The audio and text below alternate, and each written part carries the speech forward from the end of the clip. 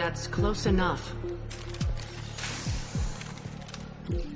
Mass Effect 2 is a game that feels more intimate in the sense that because it's focused on your characters, you're doing a lot of intimate interactions with people. We've amped up the intensity and the moment-to-moment tactics, the way you get to deploy your squad on the battlefield, the way the tech powers and biotic powers and weapons and ammo all intersect and interact. You just sort of flow from one mechanic to the other, and you really feel like you've got a more integrated experience that doesn't require you to sort of shift focus kind of radically.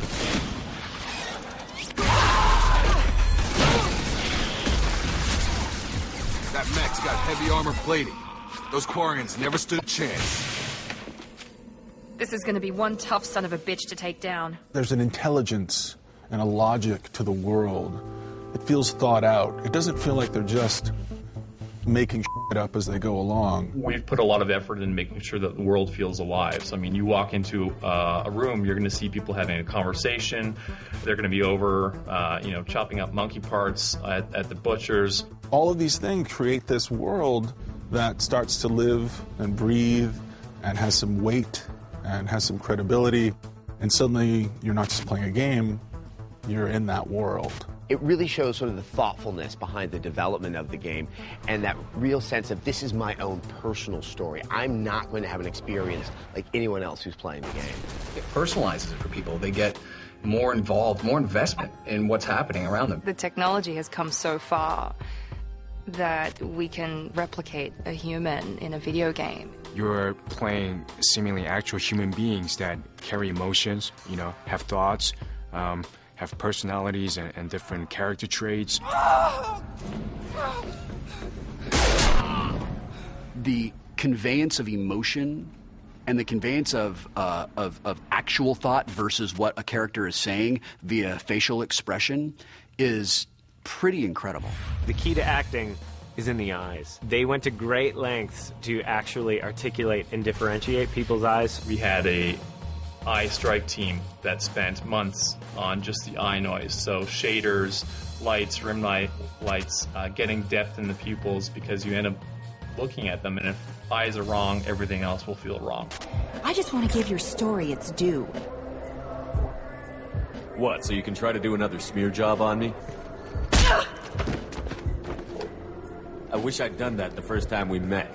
We have a dialogue system that allows you to just constantly make choices as though you're having a natural conversation with somebody. So you end up having a conversation at real-time speed. It's this circle at the bottom of the screen, and it comes up and it gives you all these options of how you can respond in given situations. The top answers are the nice ones, and the farther you go down is the more mean you get. I feel like you do have more variety. It's not just be nice, or be neutral.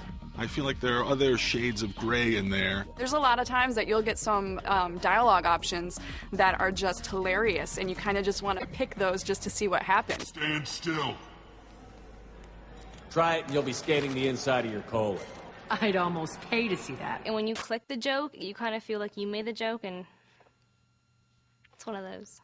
And yes, you feel like you're the comedian, which is really hard to pull off to make the player feel like they're funny. It ends up being, I think, a surprisingly true-to-life experience where you're talking to people, but you know that something that you do or say will eventually have repercussions that don't get forgotten by the world that you're playing in. We want to have choices with consequences.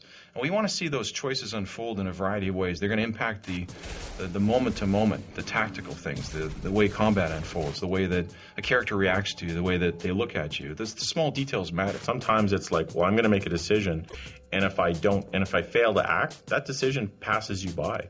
And you have to live with the consequences of not making that decision. Beyond that, we want to have choices with consequences on the people that you travel through the galaxy with, the companions. They're the mirror of your actions, the lens through which you see the world. The decisions you make choose what kind of future or fate that they have on top of what you have. There's times when you have disagreements between your team, so you actually have to sometimes pick sides. So you can actually damage your relationship with your henchmen, and that can have very dire consequences. Don't want me on team? Don't bring me. Can stay here, work on collector research. But no apologies. Did what was right. Hope you do the same if necessary. I think players are going to be shocked at how different their play experiences are going to be compared to their friends, based on the choices and the consequences of those choices. The things you say and the little things that you do may come back later and have bigger consequences than you might realize. If you've been a certain way throughout the course of the game, we're not going to forget about it in the last 45 minutes. So this time the game is going to remember, and you're going to get the ending that you deserve. It's like real life. It's, you know, you do something bad, you have bad karma.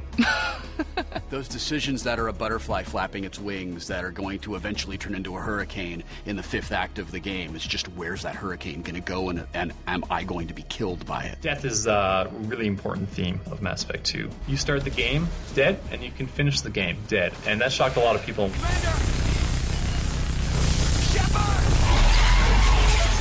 Everyone can die, including Commander Shepard. And it all comes down to the decisions you make and the way you played the game up to that moment. We wouldn't be serious about a suicide mission if you, as the player character, couldn't die in the end of the story. When a character in a video game who you have grown really attached to for one reason or another dies, it says to the player, this is not a safe world. That's an emotional tug of war with you too. It's these characters you get to know and what happens to them really beats you up over this game.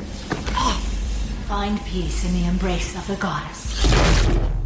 There's not this happy ending where everything's just like, you know, Bambi and birds, and it can really end really, really poorly for you. We're unique in that we give you as many tools as we can to let you explore it in as different ways as you can. That's what defines the games, is that it's you making the choices. It's not watching what a director did. It's about what you're doing to create your own personal experience. And I think this is how you get there, is by being able to control the dialogue, the action, and the real decisions that you're making. Very well, Shepard. The controls are online. The switch and consequences are yours. And I can understand how so many people are addicted to this type of entertainment. This is a video game? This is crazy.